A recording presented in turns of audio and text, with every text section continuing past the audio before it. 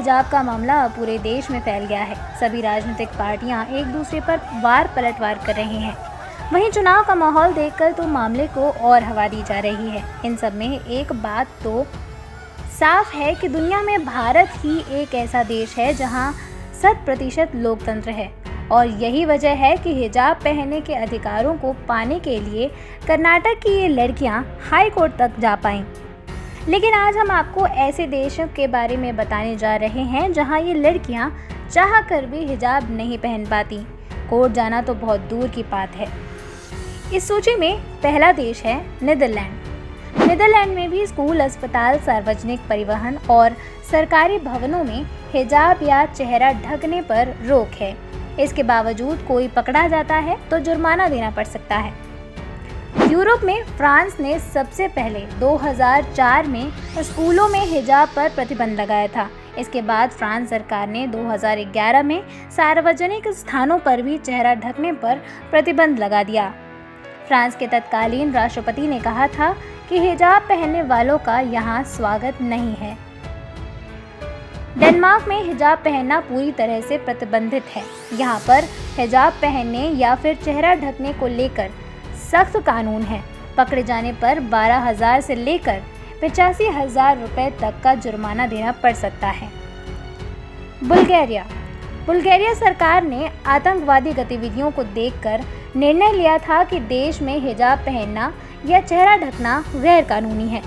Bulgaria में चेहरा ढकने को लेकर सरकार ने सख्त कानून लागू किए हैं। बेल्जियम में हिजाब पहनने को लेकर कई सारे प्रतिबंध हैं। यहाँ स्कूल, अस्पताल, सार्वजनिक परिवहन और सरकारी भवनों में हिजाब या चेहरा ढकने पर रोक लगा दी गई है। अपने हक के लिए लड़ना गलत नहीं है, लेकिन औरतों को खुद आगे बढ़कर हिजाब और पर्दा प्रथा जैसी प्रथाओं को जो लड़कियों को समाज में पीछे ढकेलने का काम करती हो, उसके खिलाफ लड़ना होगा और उसे खत्म करने का रास्ता ढूंढना होगा। तभी समाज में समानता ला सकेंगे।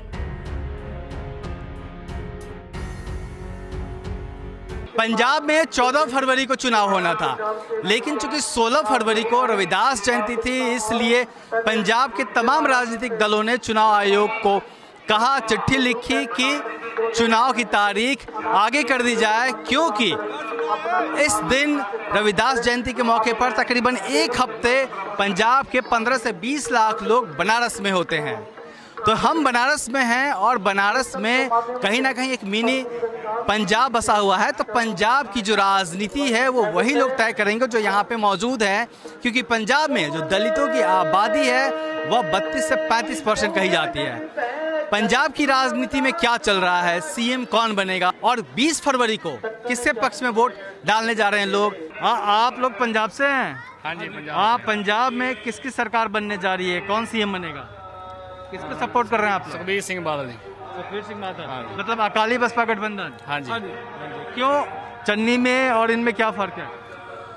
चन्नी तो दावे करता है अकेले, वो काम किया तो है, वो उतना नहीं हुआ। वो जो बादल सरकार है वो किसी भी वक्त हम उनसे मिल सकते हैं। जो हमारे लंबी में इलाके के बादल, जो सुखबीर बादल है, वो बादल में घर है उसका, हम कभी भी उससे जा सकते हैं। हमें वापस नहीं आने देते, जो भी काम हो, कोई भी काम हो, हमारा वहाँ होता है। अच्छा, तो एक स्थानीय मुद्दा भी है वहाँ पे। पंजाब में चुनाव है 20 तारीख को। आधा पंजाब तो अभी यहीं पे है जो डिसाइड करेंगे कि किसकी सरकार बन रही है। तो किसकी सरकार बना रहे हैं आप लोग? उसे कांग्रेस की सरकार बन गई, कांग्रेस की। चन्नी थी। हाँ जी, चरणजीत सिंह जी को आप लोग चाहते हैं सीएम? हाँ जी। क्यों? उन्होंने 3 महीने काम बहुत अच्छे काम किए आ। उन्हें 111 उन्हें नोटिफिकेशन जारी करते आ। ਜਿਹੜੇ ਮੁਲਾਜ਼ਮ ਕੁਝ ਹੜਤਾਲਾਂ ਦੇ ਹੋਣ ਕਰਕੇ ਉਹ ਨੋਟੀਫਿਕੇਸ਼ਨ ਜਾਰੀ ਨਹੀਂ ਅੱਗੇ ਹੋ ਪਏ, ਇਸ ਕਰਕੇ ਲੋਕਾਂ ਨੂੰ ਨਾ ਇਹਦੇ ਕਾਫੀ रुकावट आई है।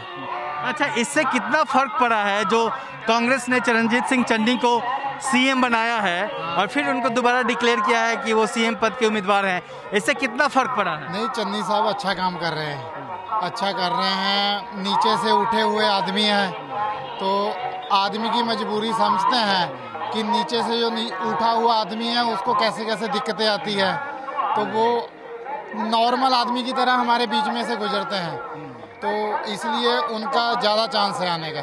और बसपा अकाली गठबंधन के क्या चांसेस हैं?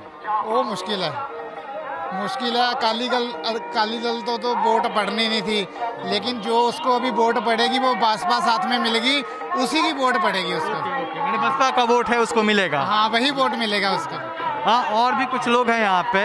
जी सर, पंजाब में किसकी सरकार बनने जा रही है? पंजाब की हाँ, यार कोई पता नहीं लग रहा है। तो फिर भी मतलब आगे कौन बढ़ रहा है? किसको चाह रहे हैं आप लोग? किसको चाह रहे हैं? ਅਸੀਂ ਤਾਂ ਚੰਨੀ ਨੂੰ ਚਾਹੁੰਦੇ ਆ। आप लोग किसको चाहते हैं सीएम? ਅਸੀਂ ਤਾਂ ਚੰਨੀ को चाहते हैं। चन्नी जी को चाहते हैं। हाँ वो साडा परिवार है। अच्छा, तो इसकी मतलब चन्नी जी को सीएम कैंडिडेट घोषित करने से पंजाब की राजनीति में फर्क आया है? हैगा कांग्रेस को इससे सपोर्ट मिल रहा है? हैगा फर्क है। जी आप बताएं। किवें चरणजीत सिंह चन्नी जी को सीएम कैंडिडेट घोषित किया है कांग्रेस ने, इसका फर्क पड़ा है? हाँ बहुत फर्क पड़ा जी, बहुत ज़्यादा फर्क पड़ा ਇਹਦੇ ਤੋਂ ਕਿਉਂਕਿ ਉਹਨੇ ਕੰਮ ਜਿਹੜੇ ਕੀਤੇ ਆ ਥੋੜੇ ਦਿਨਾਂ 'ਚ 110 ਦਿਨਾਂ 'ਚ ਬਹੁਤ ਵਧੀਆ ਕੰਮ ਕੀਤੇ ਆ ਉਹਨੇ ਤੇ ਜੇ ਹੁਣ 5 ਸਾਲ ਰਹਿ ਗਏ ਤਾਂ ਉਹ ਤਾਂ ਕੰਮ ਬਹੁਤ ਵਧੀਆ ਕਰਨਗੇ। आप पंजाब में कहाँ से हैं? पंजाब शहीद भगत सिंह नगर। तो पंजाब में किसको सपोर्ट कर रहे हैं आप लोग? किसकी अब सरकार? अकाली दल बसपा को। क्यों अकाली बसपा को क्यों? वो काम अच्छे करते हैं, लोगों के नेड़े रहते हैं। अच्छा, और जो चरणजीत सिंह चन्नी जी को कांग्रेस ने सीएम कैंडिडेट बनाया है और सीएम बनाया है, इसका कोई फर्क पड़ेगा? फर्क पड़ेगा, कुछ पड़ेगा, क्योंकि इन्होंने एससी वोट लेने के लिए उसको बनाया है 3 महीने के लिए। 3 महीने में जो कर सकता था उसने किया है, अच्छा किया है, तो कुछ फर्क पड़ेगा जरूर पड़ेगा। मतलब मुकाबला टक्कर का है, टक्कर का मुकाबला है। हाँ? दोनों में बराबर का मुकाबला है? नहीं, दोनों को बराबर का मुकाबला है। हाँ। चन्नी जब आया है वो अच्छे काम किए हैं, बाकी देखो क्या होता है। चन्नी जी के नाम पे वोट देंगे कि कांग्रेस के नाम पे वोट देंगे जो लोग दे रहे चन्नी हैं? के नाम के वोट दे, कांग्रेस के वोट नहीं। चन्नी जी के नाम। हाँ, चन्नी के नाम के हैं, कांग्रेस के नाम के नहीं। चन्नी ने काम अच्छे किए, जितने आए हैं 3-4 महीने आए ने वो आए हैं, अच्छे काम किए हैं। कांग्रेस ने अपना आप ही सफाया कर दिया है। और हमारे साथ कुछ युवा हैं। आप पंजाब में किसकी सरकार बनने जा रही है? किसको सपोर्ट कर रहे हैं आप लोग? चन्नी की चन्नी जी की। आप लोग बताइए। बसपा। बसपा। भगवंत मान। भगवंत मान। ओके, देखो एक साथ 3 दोस्त चल रहे हैं, तीनों अलग अलग लोगों को वोट देने की बात कर रहे हैं, यही लोग तंत्र है। यही आप लोग किसको सपोर्ट कर रहे हैं पंजाब में? हम कांची हाँ? बीएसपी को आप बताएं। बीएसपी को कर रहे हैं। बीएसपी सब। तो किसकी सरकार बनने जा रही है और क्यों लगता है उसकी बननी चाहिए? किसको मतलब सरकार? 50-50 है, कुछ मालूम नहीं है। काम सभी ने इससे की है। बसपा पहली बार आ रही है ना, कालीदास से गठबंधन करके। भगवंत मान भी पहली बार है, और जो चन्नी साहब वो एक दलित सीएम है ना, तो उसको भी वोट ज़्यादा पड़ेगी। बाकी 50-50 कोई कह नहीं सकते। वोटिंग करवाई थी, वो भी 50-50 आएगी। अच्छा, आम आदमी पार्टी भी लड़ाई में है क्या? हाँ है, भगवंत मान है। तीसरे नंबर पे है कि चौथे नंबर पे? तीसरे नंबर था, दूसरे पर है। चन्नी चलू पंजाब चन्नी। अच्छा, एक बात बताइए, कांग्रेस को जो वोट मिलेंगे, जो लोग भी कांग्रेस को वोट देने की बात कर रहे हैं, वो चरणजीत सिंह चन्नी के नाम पे वोट देंगे कि कांग्रेस को वोट देंगे? चन्नी के नाम पे, क्यों चन्नी ने गड्डी भेजा इधर। हम गरीब बंदे मत्था टेकने आए, बाबा जी दर्शन किए। कोई तगड़ा बंदा इधर आया पर गरीब भी आया, सिर्फ यही चन्नी चलू। चन्नी चलेगा, चन्नी चलेगा। चन्नी चलेगा। हाँ तो जी आप कुछ कह रहे थे? हम तो शुरू से बसपा के हैं, शुरू से। तो मतलब बसपा का अपना जो वोट है, वो बसपा का जो अपना वोट है वो बसपा के साथ है, लेकिन जो कांग्रेस ने एक जो चरणजीत सिंह चन्नी को मुख्यमंत्री बना के 3 महीने पहले चुनाव के और उसके बाद सीएम कैंडिडेट घोषित करके जो एक राजनीतिक मूव चला है, जो एक राजनीतिक पैतरा चला है, उसका प्रभाव, उसका फर्क साफ नजर आ रहा है। लोग कांग्रेस को वोट देने की बात कह रहे हैं, लेकिन चरणजीत सिंह चन्नी के नाम पे वोट देने की बात कह रहे हैं। तो पंजाब में जैसे हमने लोगों से बात की, मुकाबला टक्कर का है। बसपा अकाली गठबंधन टक्कर में है और चरणजीत सिंह चन्नी जो कांग्रेस के हैं वो मुकाबले में हैं। तो बसपा अकाली गठबंधन और कांग्रेस के बीच में मुकाबला साफ दिखता रहा है पंजाब में। 10 मार्च को तय होगा कि बाजी बसपा अकाली गठबंधन मारती है या फिर चरणजीत सिंह चन्नी। देखते रहिए दिल्ली दस्तक। जय भीम। रविदास जयंती का मौका है और हम हैं काशी में। काशी से सटा सारनाथ है और सारी दुनिया जानती है कि तथागत बुद्ध ने अपना पहला जो उपदेश है सारनाथ में दिया था 5 लोगों को, और जहाँ से धम्मचक्र प्रवर्तन की बात कही जाती है और तमाम इतिहास है। लेकिन क्या आप जानते हैं कि सतगुरु रविदास ने भी अपना पहला उपदेश जो है मीराबाई को यहीं काशी में दिया था। और हम जिस जगह पे खड़े हैं वो वही जगह है, इसे मैदागिनी कहा जाता है और ये पूरा एक जगह आरक्षित किया गया है, बनाया गया है। यहीं पे सतगुरु रविदास ने मीराबाई को पहली बार उपदेश दिया था, या फिर ये कह सकते हैं कि पहला उपदेश दिया था। संत यहाँ पे जो लिखा हुआ है, जो इतिहास लिखा हुआ है इस जगह का, उसे समझना जरूरी है कि संत प्रस्तुत काशी नगरी के महान संत शिरोमणि श्री गुरु रविदास महाराज ने मैदागिनी पर मीराबाई को दर्शन व उपदेश दिया था, जिससे मीरा भी अमर हो गई थी। और मैदागिनी इसलिए कहा जाता है, उसका जिक्र है यहाँ पे कि मीराबाई पहली बार जब संत शिरोमणि श्री गुरु रविदास जी महाराज से मिली थी तो मीराबाई ने अपना परिचय मीरा मैं दागिनी कहकर संत शिरोमणि को अपना परिचय दिया था।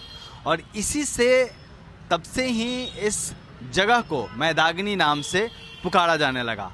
और तमाम जो बातें कही गई थी इस दौर में वहाँ पे, उसे आप देख सकते हैं। यहाँ पे लिखा हुआ है कि हरिसो हीरा घाड़ी के करही आन कियास प्रे नर दोजक जाहिगे सती भाग है रविदास। ये उनके पद लिखे हुए हैं। और एके मारी के सब भांडे तब को एको सिरजनहारा रविदास व्याप है एको घट भीतर सब के एक है परे कुम्हारा। तो ये बनारस का मैदागिनी चौराहा है और यहाँ पे सतगुरु रविदास जी ने पहला उपदेश दिया था।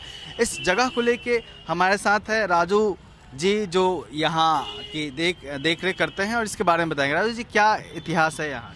यहाँ का इतिहास तो यही है कि हमारे गुरु श्री रविदास जी का आज जयंती है और हमारे गुरु श्री रविदास जी जब काशी के राजघाट पे स्नान और व्यायाम करते थे, उसके बाद वो इसी स्थान पे आते थे। उनका ये प्रथम उपदेश स्थल था। यहाँ पर बैठकर सबको उपदेश देते थे कि भगवान इस धरती पे हैं।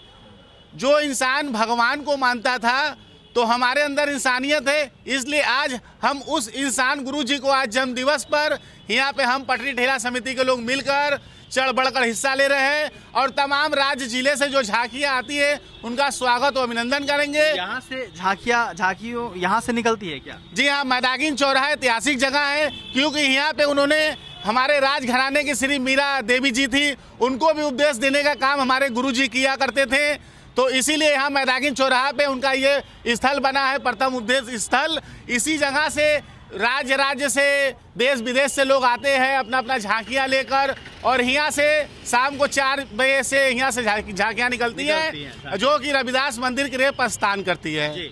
तो निकलती है। और आप इस तरफ जब देखेंगे तो ये यहाँ रविदास जी की तस्वीर बनी हुई है, मीरा की तस्वीर बनी हुई, मीराबाई की। और यहाँ आप देख सकते हैं जो एक उपदेश जो दिया गया था उसकी व्याख्या की गई है और सीधे सीधे इस जगह पे लिखा हुआ है कि श्री गुरु रविदास उपदेश स्थल। तो रविदास जयंती है का मौका है और तमाम लोग आज काशी जो है वह तमाम जाति धर्म के बंधनों से ऊपर उठकर हर समाज हर वर्ग के लोग रविदास जयंती को मना रहे हैं, सेलिब्रेट करते हैं और काशी आज रविदासमय हो गई है। काशी से मैं अशोक दास, दलित दस्ता।